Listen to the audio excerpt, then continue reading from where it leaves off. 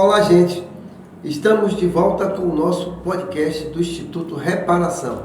O Instituto Reparação é uma instituição sem fins lucrativos, não governamental. É uma entidade da sociedade civil, criado há aproximadamente 6 anos. Aliás, 6 anos é o tempo do nosso CNPJ, mas já temos mais uns meses de trabalho.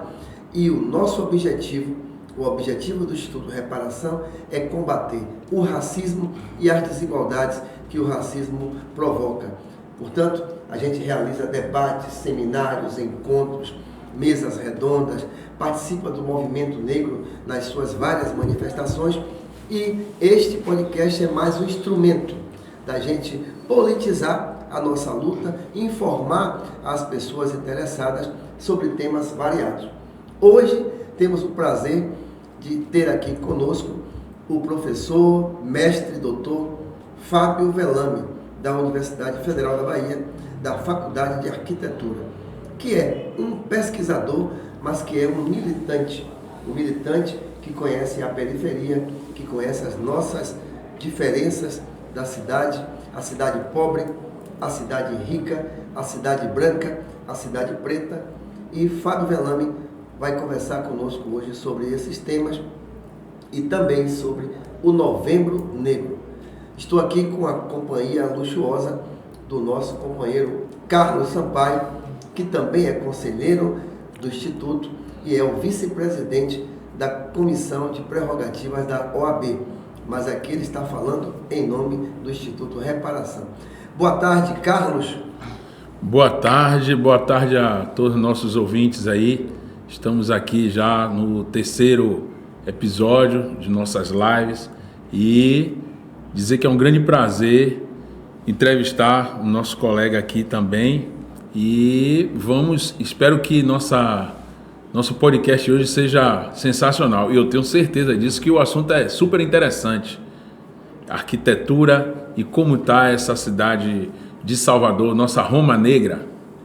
De repente vão perguntar, esse povo preto fica inventando que agora tem Novembro Negro, tem não sei o que negro, tem não sei o que negro, eles querem transformar a cidade.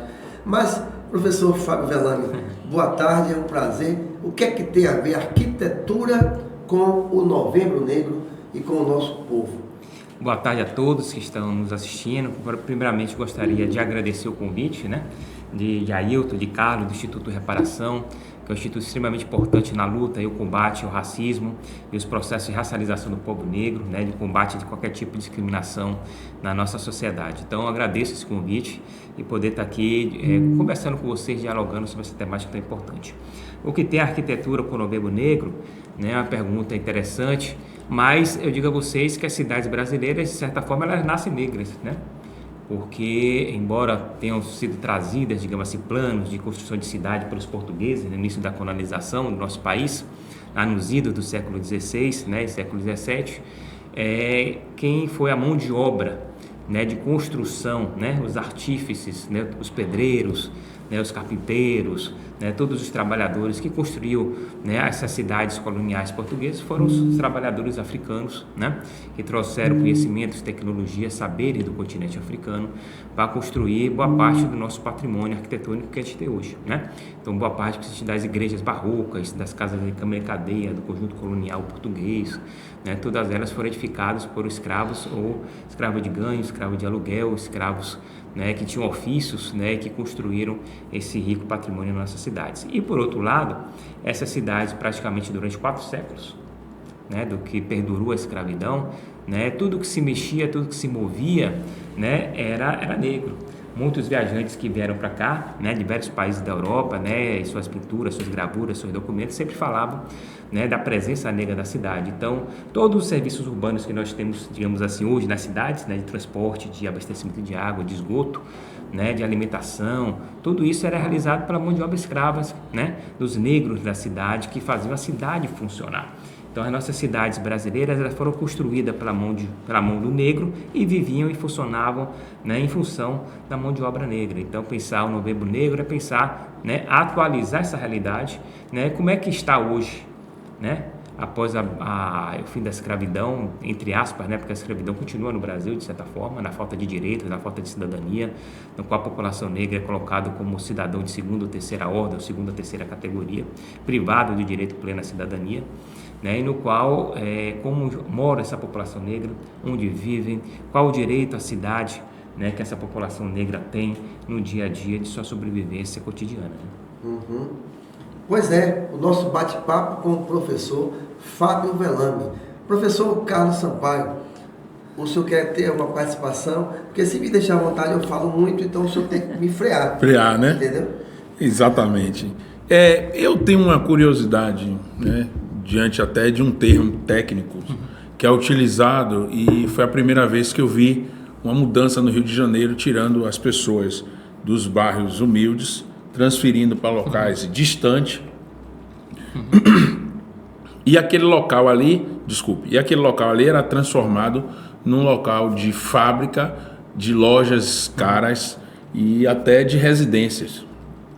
E eu vi esse termo, gentrificação, esse termo mesmo? É um conceito clássico, né, no campo da arquitetura e do urbanismo, né, oriundo dos países centrais, Europa, Estados Unidos, a partir dos anos 60, nos processos de, digamos assim, entre aspas, requalificação de áreas degradadas, de áreas centrais da cidade, né, de áreas portuárias, de áreas periféricas, mas sempre numa perspectiva voltada para pensar a cidade não como um organismo vivo e orgânico, mas sim projetos urbanos específicos de reprodução dessa lógica capitalista, né, da mais-valia urbana, do mercado imobiliário, grandes empreendimentos, setores turísticos, empresariais, corporativos, no qual a população, né, pobre do sistema era retirada, né, e expulsa daquele espaço através de várias técnicas, vários mecanismos, né, sejam jurídicos, econômicos e sociais, né, e com a ação pesada da mão forte do Estado, né, para poder viabilizar, digamos, empreendimentos, né, nos setores do setor privado de uma forma mais ampla, né.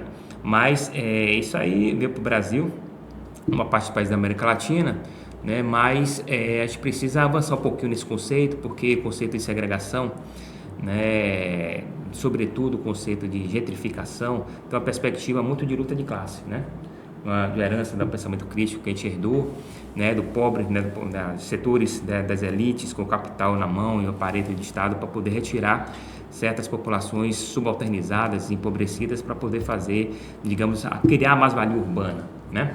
Mas além disso, além da questão de classe, tem a questão racial, né? Que na realidade das cidades brasileiras, sobretudo aqui na Bahia e Salvador, a gentrificação ela passa por processo também de racialização. Então, agrupada essa questão econômica, social, de classe, tem a questão racial, no qual, né, esse conceito tem que ser agregado a outro conceito que é o branqueamento do espaço, né? Então, quando a gente fala, não é só expulsar a população pobre de um determinado lugar para viabilizar sua valorização, mas é expulsar a população pobre e preta, a população negra, né, que construiu aquele lugar, que habita naquele lugar, que ressignifica aquele lugar, que dá valor àquele lugar, dá sentido àquele lugar, faz suas afrografias, suas marcas negras naquele espaço urbano, né? E no qual eles são retirados. Então, na realidade, nas cidades brasileiras, a gente tem que avançar esse conceito de gentrificação, que tem um caráter meramente social e econômico, por uma questão também, aglutinar nele uma questão racial, que é, né, tem uma questão de fundo na sociedade brasileira, que é exatamente o branqueamento do espaço. E o que é o branqueamento do espaço? Né? Quando você tira a população pobre e negra de um lugar e vem uma outra classe social ocupar aquele espaço, como queria fazer, por exemplo, no centro histórico, no centro antigo da cidade, no 2 de Julho, querendo criar o bairro Santa Teresa, né? Vindo outros serviços, outros padrões construtivos, a reforma de apartamentos, né? Vem também uma forma de habitar, vem um conjunto de hábitos, né? Vem uma estética que é, né, um hábito, uma forma de habitar, é uma estética branca, né?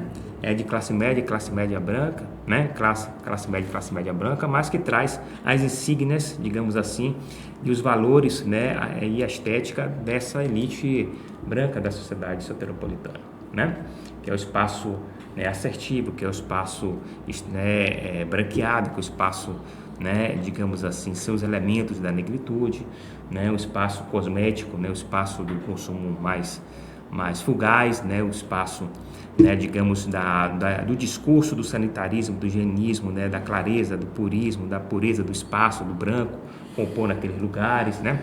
Então, os jardins europeizados, né, um pouco longe, distante das realidades socioculturais da população negra. Então, quando a gente fala em gentrificação, expulsão de uma determinada população de um local da cidade, no caso de Salvador, né, e outras cidades brasileiras, não é só a questão econômica. Ela é econômica, né, vinculada, claro, à questão de classe social, mas também à questão racial, né? Por isso que, né, esse binômio aí de gentrificação e branqueamento do espaço, ela tem que ser sempre trabalhada e problematizada, né? Porque, né, no momento que a população negra sai e a população branca entra, ela traz um processo de branqueamento desses lugares, toda uma outra estética, que é a sua forma de ver, de viver, né, e que imprime na sociedade, né, digamos, uma hierarquia, né, o que é bom e o que é belo, e o que é ruim e o que é feio, né? Então isso é uma coisa importante. Quer dizer, esse processo eu analisava antes apenas pelo lado mais econômico, porque assim as pessoas, geralmente por conta de projetos urbanísticos, das chamadas requalificações urbanas, você tira as pessoas que originariamente ocupam aquele espaço e mandam para outro lugar, geralmente mais distante. E aí o que acontecia? A pessoa que trabalhava fica longe do trabalho, né? Quem tem algum serviço que presta nos arredores, quando você é jogado para um lugar distante, o transporte fica mais caro e você fica longe do mercado. Eu sempre analisava mais por esse aspecto, não fazia. Claro que a gente sabe desse processo de branqueamento que é histórico no Brasil, mas eu não associava diretamente com essa rapidez esse fato do branqueamento. Agora, parece que isso, sobretudo, é uma coisa burra, porque no caso do Centro Histórico, por exemplo, de Salvador, acabou com o Centro Histórico, empurrando as pessoas. Eu estou equivocado em dizer que isso é uma coisa burra, porque esvaziou o centro de gente, colocou, como você fala, essas ocupações para o consumo rápido, né, e estetizado, só que não ficam no lugar, fecha o bairro e vai embora. Então não tem mais a padaria, a farmácia, o morador. Como é que se vê essa questão no caso do Centro Histórico de Salvador? O processo de branqueamento da sociedade brasileira é uma coisa histórica desde o início do século XX, né? Foi um projeto de Estado. Exatamente. Né? Um projeto de genocídio da população brasileira, da população negra, no qual as elites brasileiras da Primeira República acreditavam que, importando, digamos assim, europeus, arianos, né, depois de 8, 10 gerações, através do cruzamento, né, acabaria com a população negra, indígena, sobretudo mestiça, né? Que eles achavam degenerados, né, e o que o Brasil estaria fadado, né, à decadência, à destruição, porque a população negra e mestiça seria intelectualmente inferior, seria biologicamente inferior e moralmente inferior a partir das teorias raciais da época, né? Inclusive usando com argumentos científicos, né? Exatamente. Do racismo científico e todos aqueles, né, darwinismo social, todas aquelas teorias que estavam em voga. Mas esse branqueamento da sociedade brasileira implica também o branqueamento do espaço. Ela não é só o corpo social, mas também o branqueamento das cidades, dos bairros, né? Naquele momento houve uma expulsão muito grande da população dos cortiços, né, de várias cidades brasileiras em função do discurso sobre o combate às epidemias. E atualizando isso para os anos 90, que aconteceu aqui no Centro Histórico, né, a gente entra no momento, né, das cidades, né, que são vendidas como mercadoria no mercado internacional, pleno neoliberalismo, onde tem a competição entre as cidades, cada cidade quer se vender, né, e o patrimônio histórico arquitetônico de Salvador foi colocado como grande shopping, né, a céu aberto, para poder vender uma imagem, né, vinculada ao turismo, né, de massa, ao turismo internacional, colocando a cidade de Salvador no circuito internacional da competitividade, né, de mercados, né, e de consumo fácil e efêmero. Qual é o problema, né? A gente tem aí 3 meses, né? Esse período do turismo de massa é dezembro, janeiro e fevereiro, no qual chegam vários navios, né, transatlânticos no porto, descem, né, centenas de milhares de turistas, né, que fazem o seu consumo. É um consumo efêmero, por espaço de 2, 3 dias, né? E a cidade acha que pode viver desse tipo de turismo, né, que é um grande equívoco. E nessa intervenção que aconteceu nos anos 90, houve realmente a expulsão dessa população, né?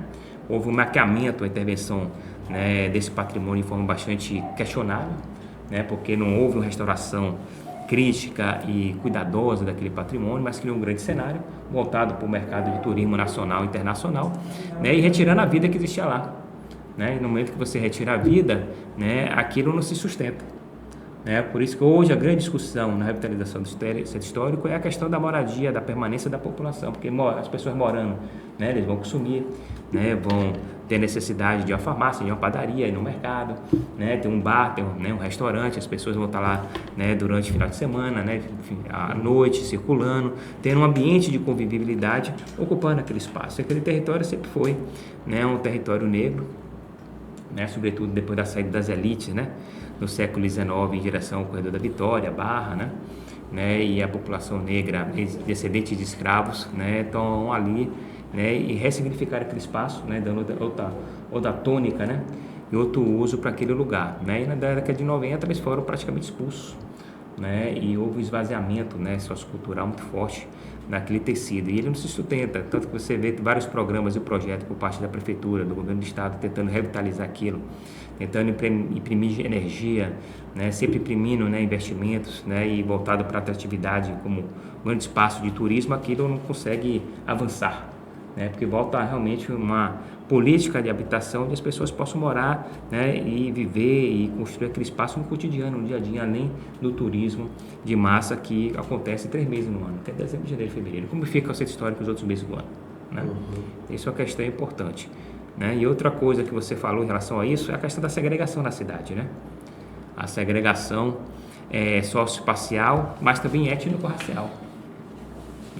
Você pegar a cidade brasileira, pegar a cidade de Salvador, por exemplo, a cidade que foi construída por Tomé de Souza. Se a gente pegar ela, eu sempre gosto de brincar um pouco com os alunos, mostro aquele mapa lá que Tomé de Souza trouxe, aí eu pergunto a eles o que existe depois dos muros da cidade. Se a gente for passar ao longo dos séculos, a gente vai ter um conjunto de terreiros, um conjunto de aldeias indígenas, um conjunto de quilombos, que estão ali. Se a gente pegar aí o quilombo do Urubu, que ficava ali em plataforma, o quilombo Buraco do Tatu em Itapuã e Pitanga, o quilombo do Cabula, o quilombo do Beru, o quilombo dos Mares, um conjunto de quilombos, juntamente com um conjunto muito grande de terreiros espalhados, habitações de escravos de ganho, escravos de escravos libertos, africanos libertos, que foram as nucleações desses bairros. Você pegar boa parte hoje dos bairros de Salvador, surgiram de onde? Vieram de onde? Vieram de onde? Aí tem uma mística de que Salvador se urbanizou a partir dos anos 60 e 70 com a criação do CIA, depois do plano do COPEC, que a população preta e negra empobrecida do Recôncavo viveu para Salvador. Isso aconteceu de verdade, isso ocorreu, mas eles não vieram de qualquer jeito, porque já existiam essas relações de troca de comércio, da população negra de Salvador com o Recôncavo baiano, vários membros de terreiro de Salvador tinham suas casas no Recôncavo, e várias pessoas do Recôncavo tinham seus terreiros aqui em Salvador, Então, e quando eles vieram, já existiam essas nucleações que foram oriundos desses antigos quilombos, que foram oriundos das antigas habitações de escravos, de ganho, ou de negros libertos, ou de terreiro de candomblé, ou seja, vários bairros surgiram a partir disso, e é onde habita a população negra, Então a gente tem aí, por exemplo, pensadores importantes como Franz Fanon, por exemplo, que fala a cidade do colônia e a cidade colonizada, fazendo referência à África, Aqui, Lélia Gonzalez vai falar o lugar do negro, ele vai falar o lugar do negro, o lugar do branco na cidade brasileira, mostrando exatamente essa segregação, socioespacial, étnico-racial, que reproduz a lógica colonizadora, patriarcal, racializada da sociedade brasileira, que vai fazer, essa continuidade da Casa Grande e Senzala, O que eu gosto até de atualizar um pouquinho, o Gilberto Freire, a Casa Grande e o Quilombo, porque o que se opõe, a Casa Grande e a Senzala, é o Quilombo, Então, e vive aí, e essa lógica, da cidade branca, que você tem os condomínios fechados hoje, se pegar Salvador, você pegar vários condomínios fechados, que só falta ter a maternidade e o cemitério, porque o resto tudo está lá dentro, Então a pessoa tem escola lá dentro, tem posto de saúde, tem shopping, tem clube, tem academia, tem cinema, tem tudo lá dentro. E tudo do mesmo perfil socioeconômico e étnico. A população de classe média alta branca. Bolhas. As bolhas, são as cidades dentro da cidade. Eles se autossegregam. E lá tem o conjunto de valores estéticos da branquitude. O lugar de privilégio da branquitude, citando aí alguns autores importantes. E aí, e o que está depois desses muros? É a cidade negra. É a cidade negra. E essa cidade dessas ilhas de branquitude, de privilégio de branquitude, né, continua a viver, né, do trabalho, da exploração da população pobre e negra. Porque quem é que, né, faz a segurança desses condomínios?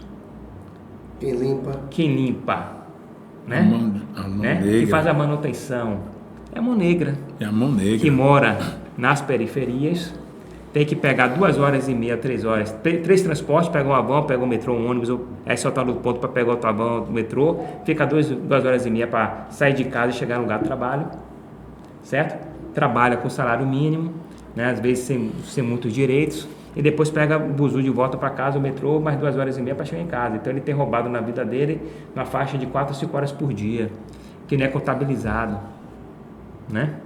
Então a gente está falando de que sociedade? A gente está falando de que cidade, né? Então a cidade escravagista, a cidade colonial, escravocrata, ela continua até hoje, né? A gente se modernizou, né? Em termos de, né, ter sistema de transporte, rede elétrica, né? Redes técnicas de comunicação, de abastecimento de água, né? Edifícios, né? E tal, mas a sua essência, a sua estrutura de funcionamento continua sendo aquela cidade colonial escravocrata, né? Continua sendo a mesma lógica, né, da população preta e negra fazendo a cidade branca dos privilégios da branquitude funcionar. E é interessante, é interessante isso que você falou, que demonstra na prática.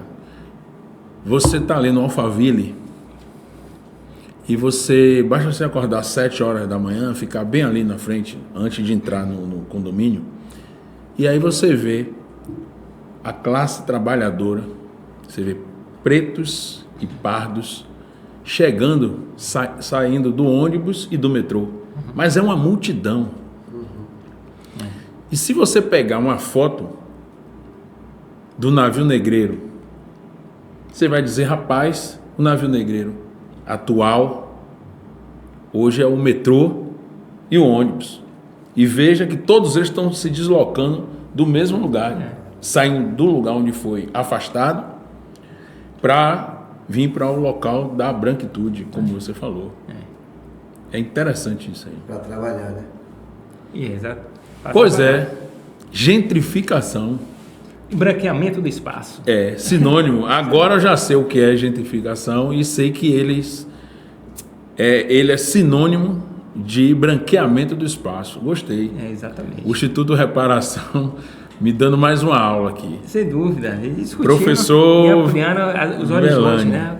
Ampliando isso mesmo. Os horizontes. Eu lhe agradeço por essa informação.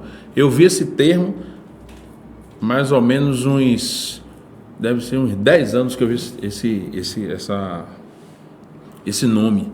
Aí eu fiquei curioso com aquilo, mas eu não tinha associado, como a Ailton falou, não tinha associado ao espaço de branqueamento. E naquele momento eu só vi ali, poxa, estão tirando os moradores dali, vai construir shopping, praça, né? O que estava na moda, tipo a parte hotel, que eles chamam hoje de loft. Exatamente. Eu disse, vai modernizar, mas na verdade estava tirando um povo e colocando outro povo. Exatamente. Um povo branco. Com outros valores, outras estéticas, Isso. né? E sempre nessa lógica. O que é do povo pobre preto é ruim, é feio, é desorganizado. Perfeito. E do que é da classe média alta e da branquitude é organizado, é padronizado, é limpo, é ascético, é moderno, é bonito. Então tem uma narrativa aí, ó, né? Na cidade que a gente precisa discutir e debater. E um dos conceitos que a gente vem discutindo e problematizando, né, na sociedade, na faculdade, nos bairros, né, que a gente vem trabalhando com as comunidades, é tensionar um pouco o conceito de bairro negro. É o conceito de dos pesquisadores importantes, o professor Henrique Cunha, que é, né, sociólogo, historiador, e a professora Maria Estela, que vem exatamente na contramão do que sempre nos colocaram. Como é que isso se refere às habitações e os locais onde fica o negro nas cidades? Né? Chama o quê? De favela, chama de invasão, de ocupação, periferia, né? De palafita, sempre colocando em primeiro plano o quê? A forma do lugar, certo? A morfologia do lugar, a precariedade e a pobreza, a questão de classe. Né? não coloca nunca em primeiro lugar, num determinado plano, uma lupa, quem mora ali? Quem é que mora na favela, na ocupação, na invasão, na palafita? Né? E sempre no estigma da pobreza e da precariedade, né? Mas que mora ali é a população negra. Tem uma cara, tem cor, né?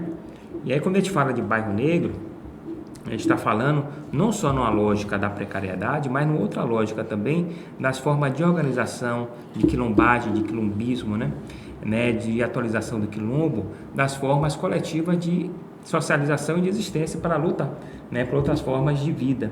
Então ali naquele lugar, né? Quando a gente coloca, sai da favela e passa a olhar para o bairro negro, a gente não olha só no que falta. Falta água, falta energia, falta esgoto, falta escola, falta posto de saúde, mas a gente olha também como aquela população, né, na ausência do Estado, conseguiu se organizar e produzir formas de projetos de vida coletiva, né? A gente aí vê, né, alguns aspectos, a questão da memória e da história da população negra do bairro, né? As formas de trabalho, atividade econômica, né, e organização, né, de atividades econômicas da população negra dentro do bairro, né?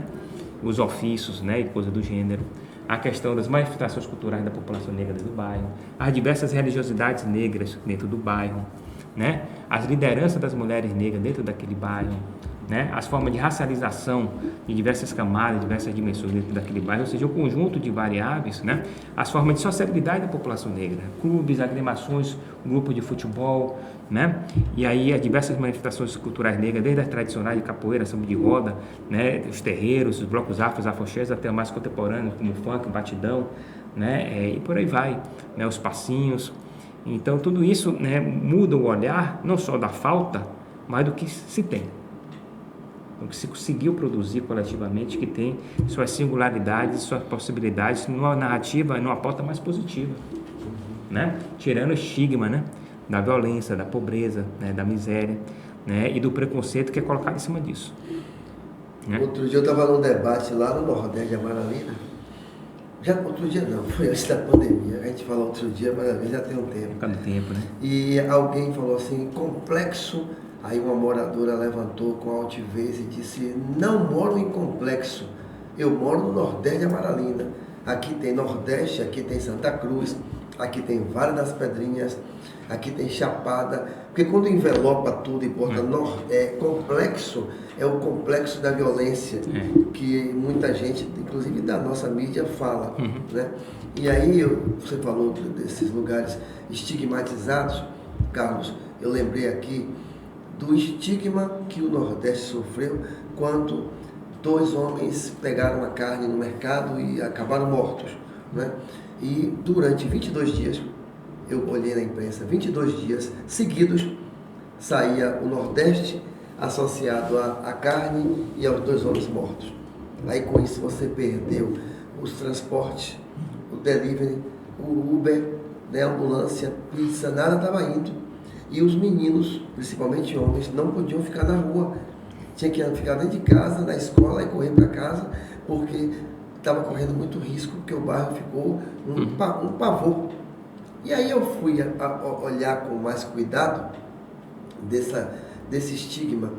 A rua onde fica o tal mercado, que eu não vou dizer o nome aqui, mas a rua onde fica o tal mercado chama-se Rua Presidente Jânio Quadros.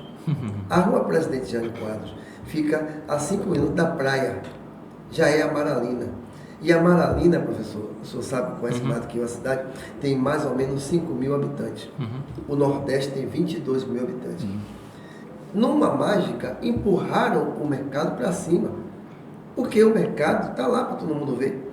O mercado, numa reta, ele fica 5 minutos da praia. Entendeu? O Nordeste você sobe. Como é que fizeram o milagre de botar o mercado lá em cima? Ninguém dizia que era Amaralina, o mercado ficou no Nordeste. A Rua Jânio Quadros, se você botar no Google, vai aparecer que é Amaralina. Então, é preferível aproximar o mercado da pobreza preta, onde tem 22 mil pessoas, e deixar com mais tranquilidade as 5 mil pessoas que moram no bairro de Amaralina, na área ali do litoral. Então, isso é proposital. Para você estigmatizar comunidades e bairros inteiros.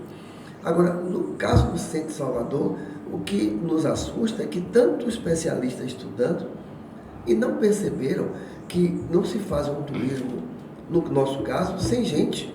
Você não pode importar gente para fazer turismo, porque o nosso principal capital é o nosso povo.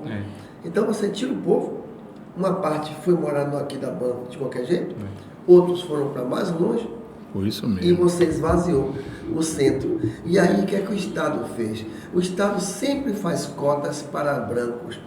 Né? Você falou aqui dos anos 20, 30, 40, quando os europeus vieram ocupar o Brasil, vieram com investimento maciço e a chamada do Estado brasileiro, venham para cá, né, para poder ocupar os espaços com isenção fiscal, terreno e tudo mais.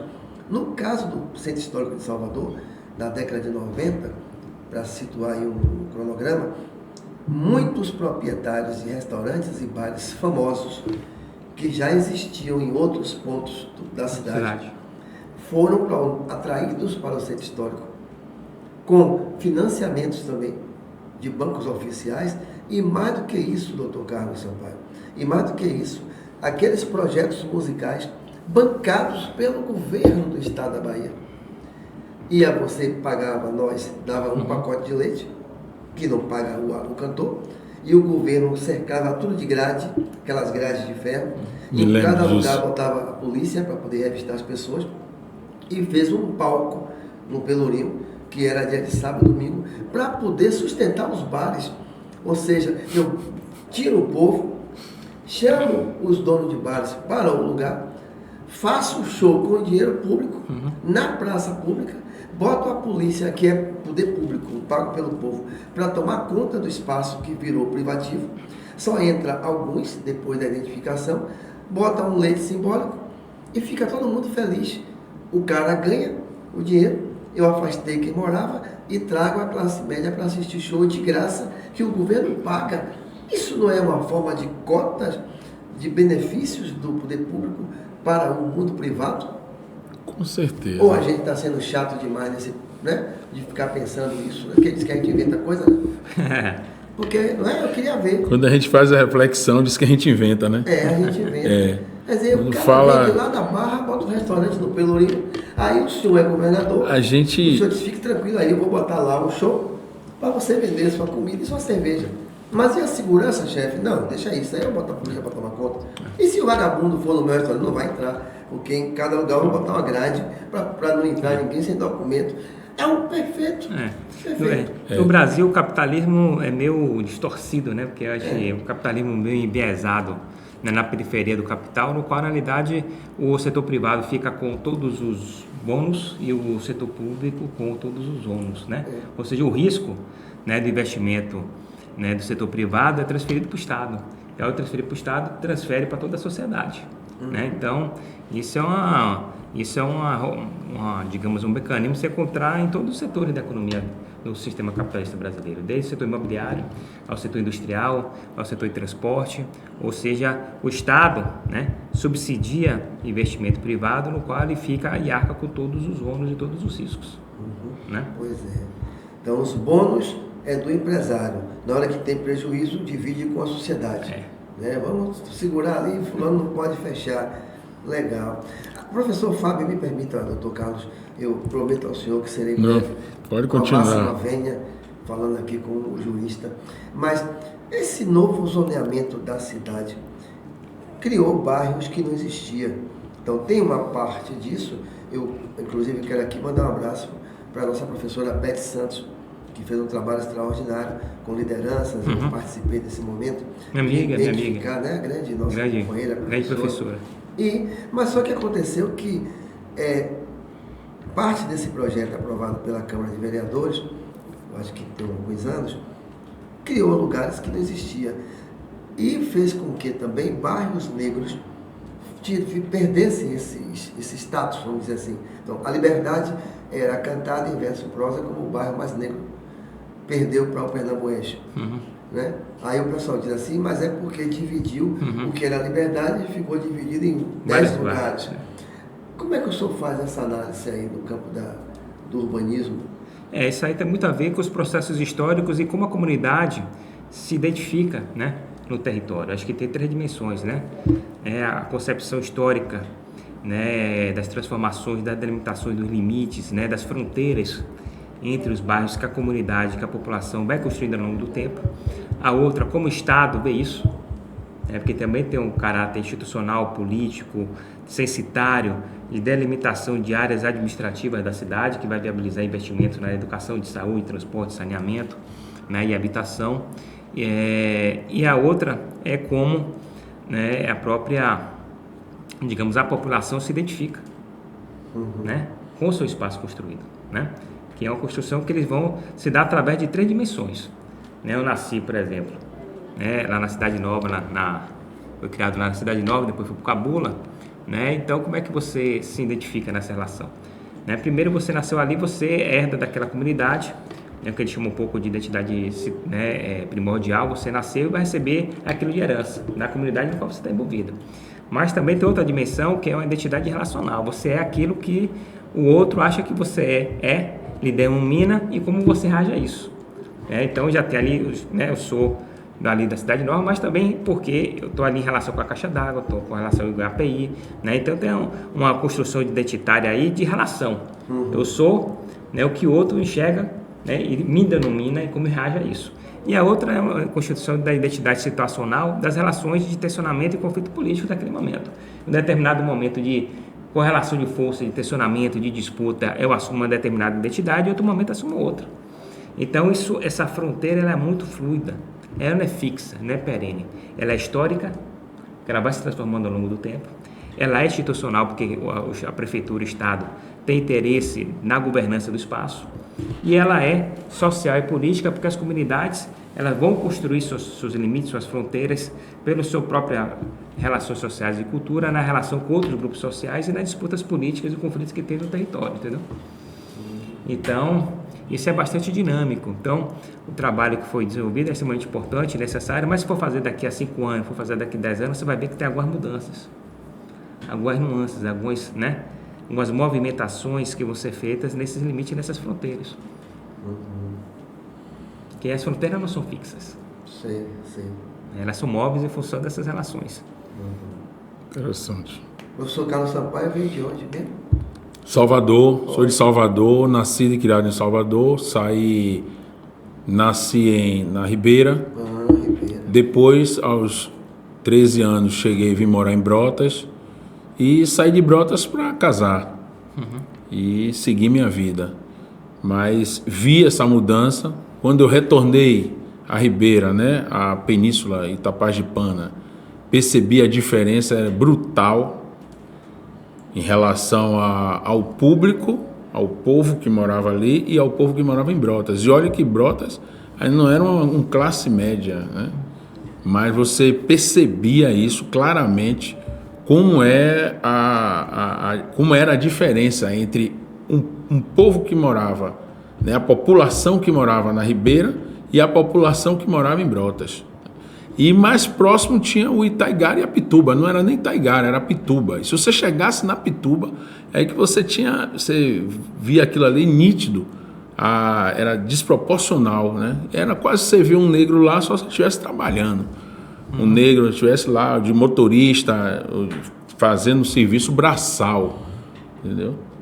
Mas morando, Pituba, um negro morando na Pituba, era um negócio... Era de outro mundo. Só se ele fosse jogador de futebol, né? Jogador de futebol acertasse na loto. E mesmo os que acertaram na loto, passou até um programa recente falando desses que acertaram na loto nos anos 80, nos anos 70, 80, e foi um fracasso. Foram rejeitados e acabaram entrando no declínio financeiro. Tem essa questão também. Tem a questão, eu conheço 2 casos aqui, não vou falar os nomes. Um foi um deputado federal negro, que sempre atuou na periferia, e outra foi uma professora. Ascendeu socialmente, melhorou de vida, comprou um apartamento num bairro desse aí. Recebia bilhete embaixo da porta. Sai daqui, aqui Sim, nesse exatamente. lugar. A pessoa entra em depressão e tem que sair. Ela tem dinheiro, mas ela não pertence a esse grupo. Isso. É incrível, né? Quer dizer, às vezes a pessoa fala assim, não, mas se você tiver dinheiro, Não tem esse negócio de preto e branco? Tem sim. Tem sim. Ronaldinho, riquíssimo, sofreu discriminação no prédio que morava. Ele tinha grana, mas as pessoas olhavam para ele e diziam: você não pertence a essa turma, a sua turma é outra, né? É incrível isso, né? Professor, a gente tem um quadro aqui que é interessante, que a gente gosta de ouvir poesia e música. E hoje a gente tem um convidado especial, que é Magno Estevão. Ele vai fazer uma musiquinha aqui pra gente, tá certo? A gente vai interromper. Maravilha. Daqui a pouco a gente retorna com o nosso papo excelente que tá aqui. Maravilha. Okay.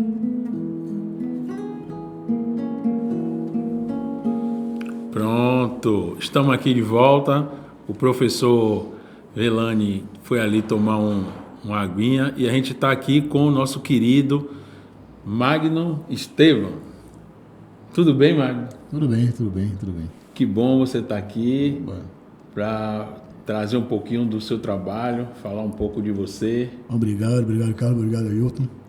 Obrigado pelo convite, né, de estar aqui falando um pouco de mim, falando um pouco do meu trabalho, principalmente musical, né? Claro. Pronto. Me diz uma coisa, você nascido em Salvador? Sim, nasci em Salvador, na Caixa d'Água, né? Ali na Caixa d'Água, nasci na Ladeira do Paiva e ainda pequeno mudei para o Freitas, mas são as mesmas ruas ali, né, paralelas, na Caixa d'Água. E toda a minha família também, meus pais são de Aracaju, né, de Sergipe, né? Meu pai é Capela, minha mãe é Aracaju, mas eu nasci aqui, todos os filhos, eu sou mais velho, então toda a família daqui. E como foi que entrou a música em sua vida? A música entrou como um apreciador, né? Principalmente isso. Não foi como músico, não foi nem com a pretensão de tocar, né? Foi como apreciador desde pequeno. Sempre gostei de música, eu ouvi as músicas, né? No rádio. Me lembro a primeira vez que eu ouvi Djavan, por exemplo, me lembro Flor de Lis. Não era Djavan, porque eu não sabia nem de quem era. Eu ouvia a música, eu gostei da música, não sabia nem quem era, quem estava cantando e nada. Sei lá, uns 16 anos, mais ou menos, por causa da escola, né, que eu estudei escola técnica, então tinham colegas que tocavam, né, e quando você vê alguém de perto, né, alguém comum, normal como você, porque os artistas estão lá na televisão, aquela coisa assim, né, mas assim, tocando, eu digo, será que eu consigo trocar os dedos, fazer alguma coisa? Aí foi que, incentivado assim, eu comprei um violão e comprei a revista também, e aí um colega meu me ensinou como era que ele falou: eu compro violão, comprei na Praça da Sé, desci a ladeira, tinha uma banca logo do lado esquerdo, comprei a revista, fui para casa. Ele apareceu lá, afinou o violão, que ficou afinado sei lá quantos meses. E aí eu comecei a tocar e foi como eu digo, sempre um presente, né? Independente de profissão ou não, de ser músico, de se profissionalizar ou não, mas é muito bom tocar um instrumento. E que, inclusive, foi a primeira música que eu toquei, foi Tigresa, né? E que no final diz assim, né? Como é bom tocar um instrumento. E ainda lembra? E acho que lembro. Não sei não. Não sei se eu lembro. Vamos lá, não. Deixa aí. Você lembra, não. Apertei você, né? Agora apertou. Nem saiu. Ele nem ensaiou. Eu fiz a maldade, né? Vou colocar um pedaço, tá? Tá. Uma tigresa de unhas negras, íris cor de mel. Uma mulher, uma beleza que me aconteceu, esfregando a pele de ouro marrom do seu corpo contra o meu, me falou que o mal é bom e o bem cruel. Que beleza! É isso mesmo. Obrigado. Querido Magno, eu acompanho você nas redes sociais e acompanho também seu trabalho. Eu vejo que você faz um trabalho tanto aqui no Brasil quanto fora, né? Fala um pouco disso aí pra gente. Eu viajo, né? Já viajei muito, continuo viajando, porque eu tinha outro trabalho também, trabalhei muito tempo em indústria, e aí viajava, pelo prazer de viajar também, né? E por causa do trabalho. Então, e sempre, de alguma forma, eu portava o violão, né? Sempre estava levando violão, ou adquiria um violão lá fora. E tocar música brasileira fora do Brasil é muito bom, né? Porque a receptividade porque aqui a gente está mais acostumado e a gente sabe que realmente o Brasil é um país que mais consome a própria música, né? No mundo, Talvez seja o o país que mais consome a própria música. Mas e quando você vê essa receptividade lá fora, é muito interessante, né? E não só receptividade, como respeito, o que é mais interessante ainda, né? Que eu costumo dizer que eu portar o violão fora do Brasil às vezes é mais confortável do que portar o violão aqui no Brasil. É uma realidade, né? Porque ainda um artista, um músico não é bem visto, tem aquela coisa de vagabundo, e é uma coisa já histórica isso, e fica enraizado. Hoje reduz muito mais isso, mas ainda mantém, ainda tem resquício desse pensamento, isso é um fato. Né? E lá fora é arte, e a arte tem um respeito maior. Então eu digo assim, você carregar o violão, até para passar na alfândega, não sei o quê, você olha que tem um olhar simpático das pessoas, né? É muito bom. É verdade isso, né? Exato. É pena, eu diria assim, né, que seja isso, que seja assim, mas é verdade.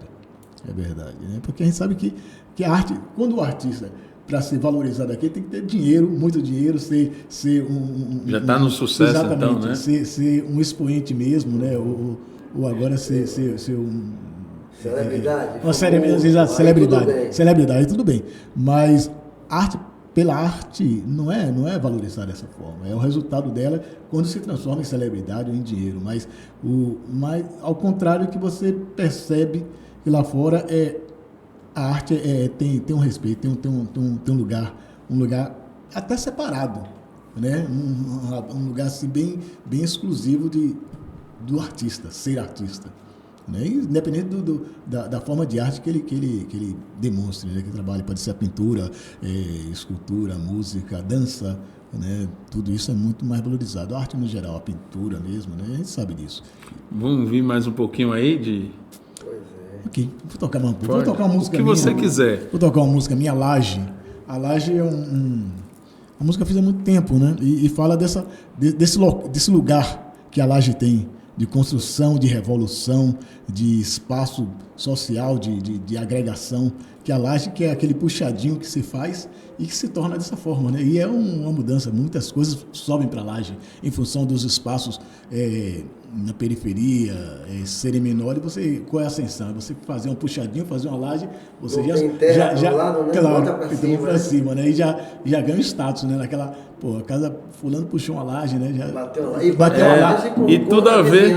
Então é isso aí. Vou cantar aqui exatamente como é isso, como um refrão, mostra como era. Hoje menos também, porque da tecnologia e o acesso já melhora, né? Mas bater laje era bem manual e era bem aquela coisa mutirão, né? Fazer uma feijoada. Exatamente, então é isso.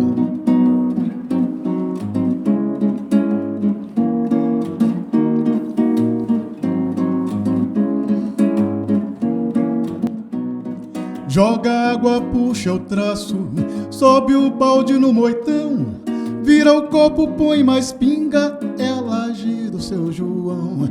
Joga água, puxa o traço, sobe o balde no moitão, vira o copo, põe mais pinga, é a laje do seu João.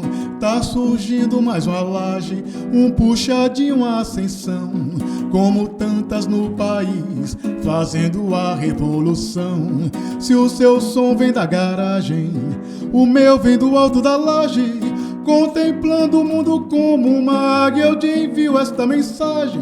Contemplando o mundo como uma águia, eu te envio esta mensagem. Joga água, puxa o traço, sobe o balde no moitão, vira o copo, põe mais pinga, é a laje do seu João. Joga água, puxa o traço, sobe o balde no moitão, vira o copo, põe mais pinga, é a laje do seu João.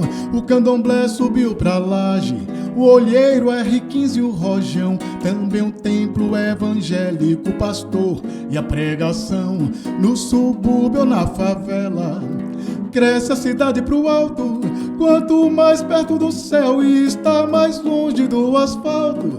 Quanto mais perto do céu está, mais longe do asfalto.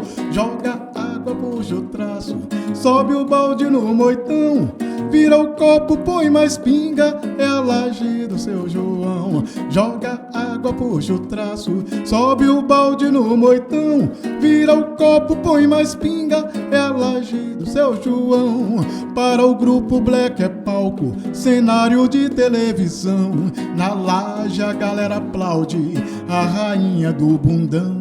A laje do seu João logo estará terminada, pra festa de formatura da sua filha advogada, pra festa de formatura de sua filha advogada. Joga água, puxa o traço, sobe o balde no moitão, vira o copo, põe mais pinga, é a laje do seu João. E joga água, puxa o traço, sobe o balde no moitão, vira o copo, põe mais pinga, é a laje do seu João. Que maravilha, maravilha. Você sabe que a gente estava conversando aqui sobre essa questão de espaço urbano, né? A gente trouxe um arquiteto, professor. Aqui não combinou nada, né? Não combinou nada e você traz uma música, né? Mas é coisa boa, é o axé, né? E o arquiteto falando da cidade, você vem falar da laje. Exatamente, coisa Agora, incrível. esse negócio do feijão, lá na periferia, tem um pessoal que sabe que tem a laje, né? Sim, sim. Aí vai aquela turma bater a laje, aí o cara fica no bar da esquina tomando uma e não faz nada. Quando chega perto do feijão, Aí ele aí o entra, sacana aí ele chega perto, pega 2 baldes e faz aquela presepada pra dizer que tá aparecendo. Sempre tem, né? Sempre tem. Aí ele garante o feijão dele, assim, pô, o cara não tava lá, chegou agora, e é o primeiro que come, viu? Claro. Que maravilha. É isso aí. É isso mesmo. Ai, meu Deus. Mas também foi muito bom ouvir você. Quero, se você puder Vamos presentear a gente Tem com algum mais uma trabalho música. assim? Vamos fazer. Hoje você está tocando aonde? Hoje Vai não, tocar? hoje não. Estou tocando a próxima semana, sexta-feira, né? Eu estou tocando lá em Eremep, no Gabriela Café. Vou Pode fazer falar, a partir das 20 horas, estarei lá. Né? Por enquanto eu estava viajando, né? Na verdade eu estou morando na Alemanha e tem um mês um pouco que eu estou aqui. Né? Vou ficar mais um mês. Né? Então estou fazendo contato, vou organizar algumas coisas para voltar, né? Para lá, porque foi uma opção também. Estou tocando lá também, né? Na Alemanha, e é interessante essa experiência. Né? E matando a saudade toca aqui, porque é diferente. Né? É diferente, porque principalmente por causa do idioma, eu valorizo muito a mensagem falada, né? A letra da música, né?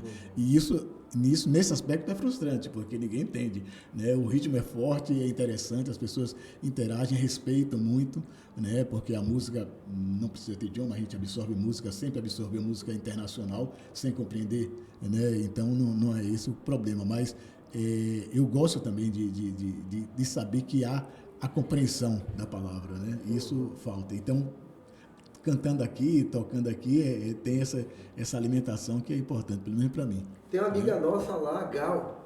Gal é também daqui, da Vasco da Gama, e o marido é músico, e ela lá tem um grupo de pessoas brasileiras, negras, que fazem pesquisa, estudo, essas coisas. Sempre ela está aqui e está lá, mas ela mora lá. Sim, vive é lá, legal. entendeu? Eu vou passar depois os contatos, porque de repente já vai se Pronto. aproximando mais da Com gente certeza. criar um Instituto Reparação na Alemanha. Não? Por que não? Isso Por que não? Antes de você deixar uma música bonita que eu sei que você vai fazer pra gente, eu quero dizer a você que o Instituto Reparação está sempre de portas abertas, tá?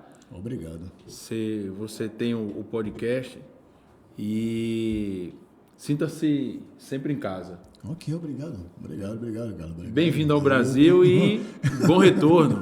E que dê tudo certo lá. Exato, mas na vou estar Alemanha. sempre em contato aqui, com certeza. Com certeza. Bem Professor próximo. Carlos trouxe uma atração internacional.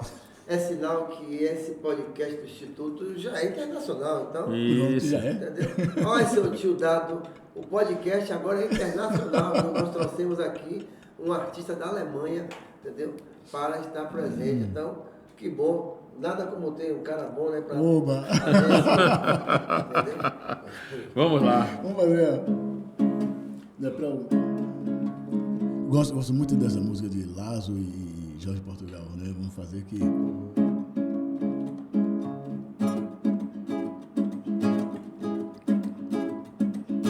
A minha pele de ébano é a minha alma nua, espalhando a luz do sol, espelhando a luz da lua. A minha pele de ébano é a minha alma nua, espalhando a luz do sol, espelhando a luz da lua. Tem a plumagem da noite e a liberdade da rua. Minha pele é linguagem e a leitura é toda sua. Será que você não viu? Não entendeu meu toque? No coração da América eu sou o jazz, sou o rock.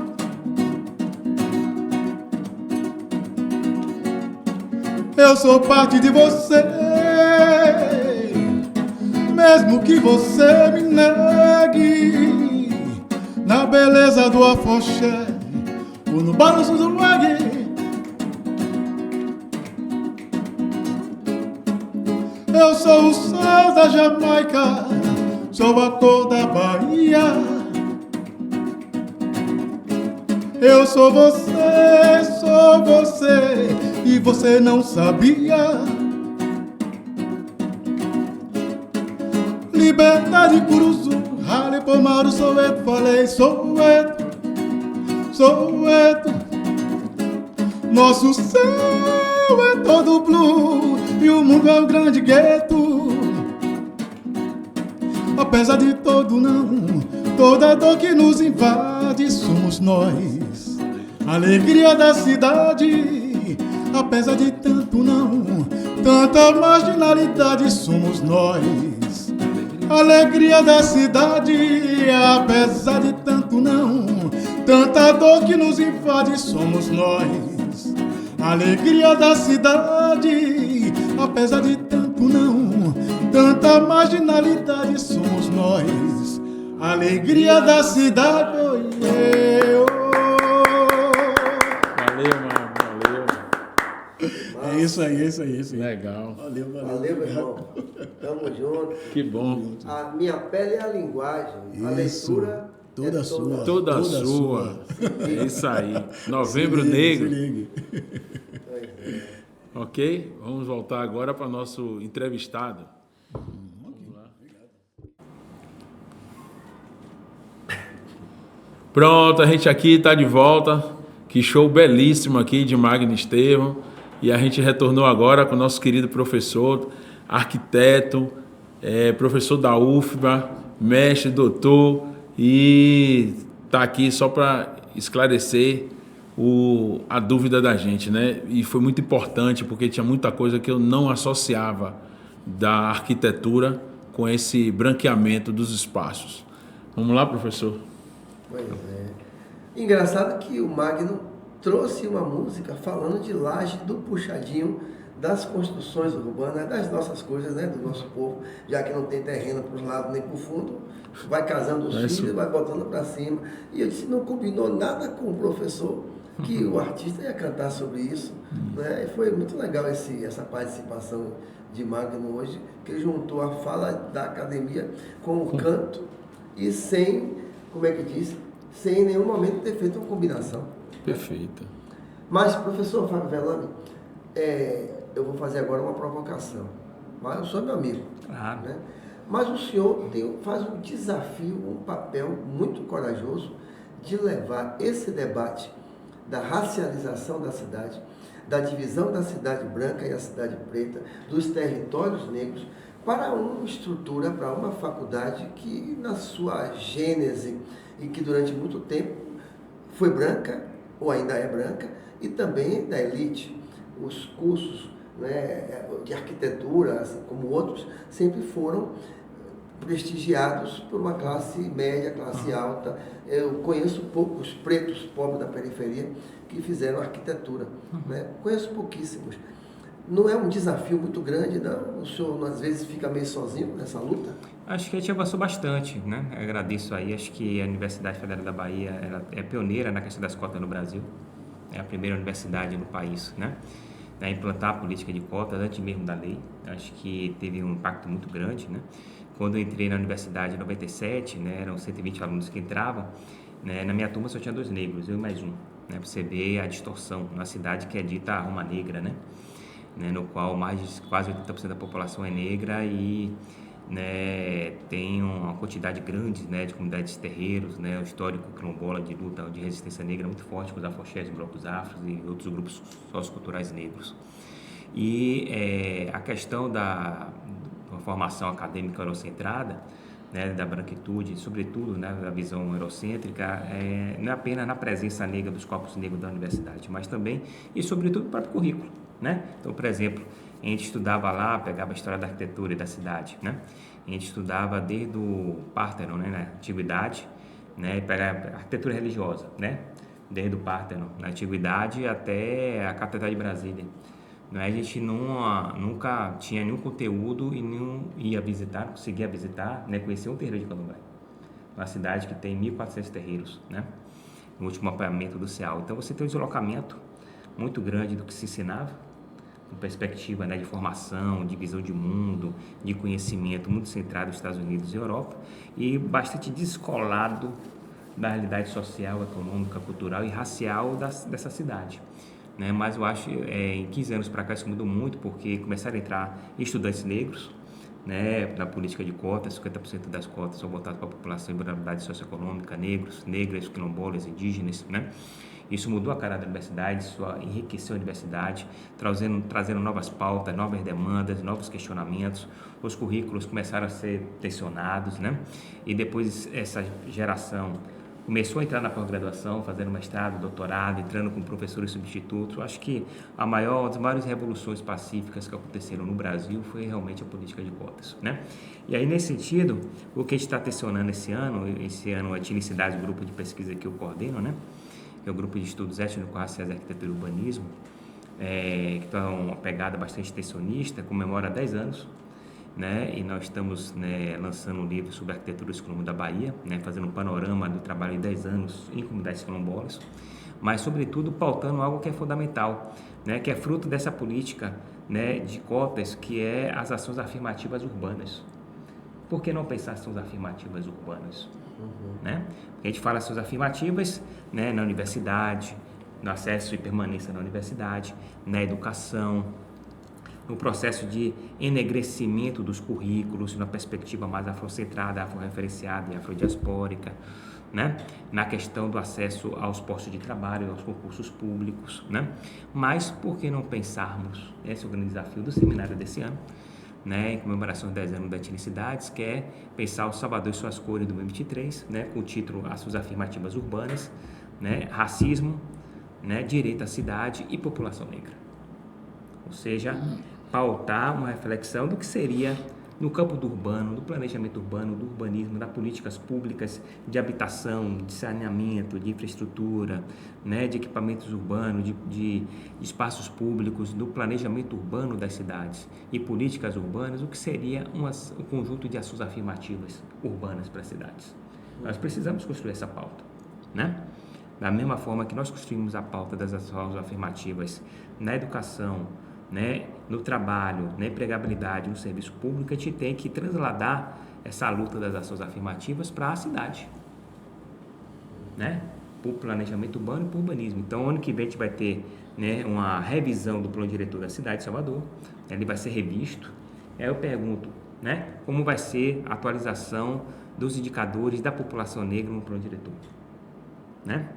Quais serão as diretrizes e projetos voltados especificamente para a realidade da população negra? Quais são as diretrizes e propostas voltadas para os bairros negros, né? Para as áreas verdes da cidade? Porque quando se fala dos parques urbanos, não estamos falando só, por exemplo, de questões ambientais. Nós estamos falando do berçário, né, de grandes bibliotecas, de áreas verdes que atendem a grande parte, a praticamente 65% dos terreiros da cidade de Salvador. Né? Porque 65% dos terreiros da cidade, eles não possuem área de mata. São chamados terreiros de laje, são terreiros verticais de 3, 4, 5 pavimentos, certo? E que usam os espaços públicos, os parques, né? Pituaçu, São Bartolomeu, né? Dique do Tororó, né? Abaeté, né? E os demais, né? Para poder fazer seus rituais litúrgicos, para recolher as ervas medicinais, sobretudo sagradas, para poder fazer os rituais internos da casa.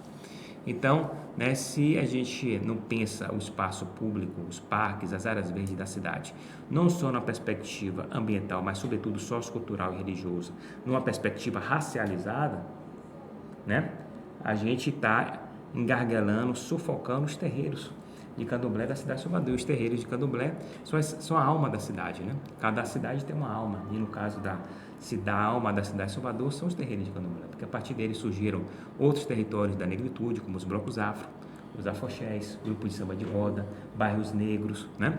Se desenvolveram a partir deles. Então, a grande proposição nossa de reflexão e provocação para a sociedade baiana hoje é como pensar um conjunto de políticas, né? Como pensar as ações afirmativas urbanas voltado, né, para o planejamento urbano, para o urbanismo, para a gestão urbana, né? À luz do que vai acontecer o ano que vem, que é a revisão do plano diretor. Para quem quer ficar ligado, o PDDU é que diz para onde a cidade cresce, como a cidade cresce, para quem a cidade cresce. Por isso que é importante, na hora do voto, minha gente, vai votar para vereador, para vereadora, ver o papel, o currículo, o compromisso dessas pessoas. Tem gente, por exemplo, que aposta somente na verticalização, né? Haja prédio, sombreia a cidade toda, acaba com a orla, com as praias. E o que o professor traz aqui é muito importante. E lembrando, professor, só para o nosso público que está nos assistindo, o seminário acontece em novembro, já é o 10º ano. E qual é o período para o pessoal ficar? Exatamente, o seminário esse ano acontece entre dia 20 e 24 de novembro, é sempre na Semana da Consciência Negra. Né? Vão ser 5 dias de atividades em vários locais, né? Teremos atividades na Faculdade de Arquitetura, segunda e terça, no CEAL na quarta, na quinta-feira na Liberdade, no Terreiro Gunduzu, né? E na Associação de Moradores do Engenho Beira da Federação, e na sexta-feira o dia todo no Parque Pedra de Xangu. Então, é uma atividade que congrega 300, em média 350 pessoas dos territórios negros, né, da população negra, da cidade, né, do estado da Bahia, e também de estudantes de arquitetura e urbanismo, negros e negras, né, de todo o Brasil. Né? A gente vai estar recebendo gente de São Paulo, Minas Gerais, Rio de Janeiro, de Pernambuco, para discutir a cidade negra, para discutir, né, ações afirmativas urbanas para as cidades brasileiras. Né? Então, e a gente vai ter como grande convidada esse ano, uma grande intelectual norte-americana, negra, né, uma grande ativista pelos direitos civis e a luta contra o racismo nos Estados Unidos e, sobretudo, do movimento pan-africanista e da diáspora na África, né, um grande estudiosa do continente africano, que é a professora Shelley Walker, né, pessoal, grande, né, pessoa renomada internacionalmente, vai passar uma semana aqui conosco, dando palestras, mini cursos, né, conhecendo, né, os territórios negros, os bairros negros da Liberdade, né, os terreiros de candomblé, a Parque Pedra de Xangu, conhecendo a nossa realidade sociocultural. Esteve conosco aqui no encontro de terreiros em Belo Horizonte e esteve aqui também conosco num debate no museu ali da Vitória, aquele museu, acho que é de arte moderna, né? De arte moderna. Aproveitar e mandar um abraço aqui para o Dr. Hamilton e pedir a bênção do Vodunzó, onde vai ser a atividade. Eu tenho o privilégio de ter participado já de alguns momentos desse momento importante da universidade e mandar um abraço também para Edmilson Salles, nosso parceiro, companheiro, que é o presidente agora da Associação de Moradores do Engenho Velho de Federação, que é um lutador. Edmilson Salles é um lutador. Mas, professor, então nós temos o mês de novembro com essas atividades da faculdade, né, de arquitetura, que tem um gestor também importante, porque o nosso reitor, Paulo Miguel, é um cara que pensa nessa questão, né? Sem dúvida. Da economia da cultura. Eu li livros de Paulo Miguel falando sobre a economia da praia, a economia criativa, eu creio que nos anos 90, né? E é uma pessoa sensível. Nós fizemos, no dia 21 de março deste ano, o governo federal criou o Dia Nacional das Tradições Africanas e do Candomblé. E nós fomos conversar, enquanto instituto, com o reitor, e ele foi magnífico, como é o reitor, né? Ele abriu as portas da reitoria e nós reunimos ali mais de 250 líderes de Candomblé pela primeira vez no Salão Nobre da reitoria da UFBA para comemorar o Dia Nacional de Matrizes Africanas que o presidente Lula sancionou. Então, nós temos um reitor com a cabeça aberta e, com certeza, cada dia mais teremos na Faculdade de Arquitetura pessoas como você que possa ajudar o povo a pensar a cidade nessa dimensão, a dimensão afirmativa, que é um conceito novo. A gente fala realmente em políticas de cota, saúde da população negra, emprego. Agora as cotas mudaram com ampliação para pós-graduação e também para os quilombos, né? Na revisão feita, aprovada na última terça-feira. Então, o conceito novo que eu acho que a faculdade traz da ações afirmativas urbanas. Que legal! Estou muito feliz com esse bate-papo e avançamos, essa notícia. Essas afirmativas avançaram muito na educação, na saúde, no emprego, por exemplo, além das cotas para a graduação, avançou para as cotas na pós-graduação. Eu acho importante para o ingresso e permanência em mestrados e doutorados para formar professores e pesquisadores negros e negras. Né? Também concurso para professores negros, tem cotas hoje para concurso para professores e para técnicos administrativos. Então, a gente avançou bastante nessa seara, né? Claro que a gente tem que avançar ainda mais, mas a gente conquistou, né, um certo espaço que é importante. Mas nós temos que espelhar essa experiência tão positiva, né, e tão enriquecedora, que eu acho que foi a maior revolução pacífica, né, que aconteceu na sociedade brasileira, para uma discussão do urbano. Ou seja, né, pensar, não dá para pensar direito a cidade, dá para pensar planejamento urbano, não dá para pensar gestão urbana sem racializar essas terminologias, esses procedimentos na cidade, né? E para isso a gente vai ter que avançar não só na crítica de racialização, como segregação étnico-racial, como branqueamento de espaço, como, né, o processo, né, de expulsão das populações, né, de certos lugares, mas avançar para uma reflexão propositiva, né? Além da crítica, a gente tem que avançar para proposições, para propostas, né? E a gente tem que pensar a racialização do espaço não só apenas, né, na crítica, mas também em proposição. E proposição é o caminho das ações afirmativas urbanas, né? A gente tem que construir essa pauta, tem que construir esse discurso, né? E avançar nas propostas e levar isso para Brasília, levar isso para as secretarias e tensionar isso em termos de política pública. Professor, o assunto é relevante, o nosso tempo aqui é curto. Gostaria de convidá-lo para um próximo podcast, assim que terminar o seminário, se você der essa oportunidade para a gente, e eu tenho certeza que vai ser mais esclarecedor. Não, sem dúvida alguma, é um prazer estar aqui com vocês, né? Com vocês dois, é um prazer ajudar o Instituto Reparação, o Grupo Etnicidades, né? Um grupo de militantes negros e negras na academia, que faz pesquisa, mas sobretudo extensão em nossos trabalhos, tem o objetivo de sempre retornar para as populações negras, né? Dar um retorno para a população negra. Eu sempre falo, quando o aluno vem me procurar, ele fala, eu não pergunto qual é o seu tema, eu pergunto qual é a contribuição do seu trabalho para a comunidade negra que você vai trabalhar. Então é outra relação, né? E nós estamos à disposição para colaborar com o Instituto Reparação em cursos, em oficinas, né? Em palestras, né? Fortalecendo o Instituto Reparação, né? E ajudando vocês nessa luta que é nossa, né? Toda nossa. Se nós juntos somos caçadores, separados nós somos a caça. Que legal. Que legal. Né? E Valdé, né? O diretor está lá só, o tempo acabou. Professor, prazer, viu? É um prazer todo meu. Foi muito bom estar aqui, passar esse tempinho aqui com você, tá certo? Maravilha. Professor Fábio Velame, sempre juntos, uma Muito honra obrigado. sempre. Para os que dizem que nós somos chatos, que a gente fica com mimimi de novembro preto, novembro negro, que isso não existe, é lembrar que se um novembro negro incomoda 350 e poucos anos de escravidão incomodam muito mais. Então temos que ter novembro negro sim, e temos que ter ações afirmativas o ano todo sim.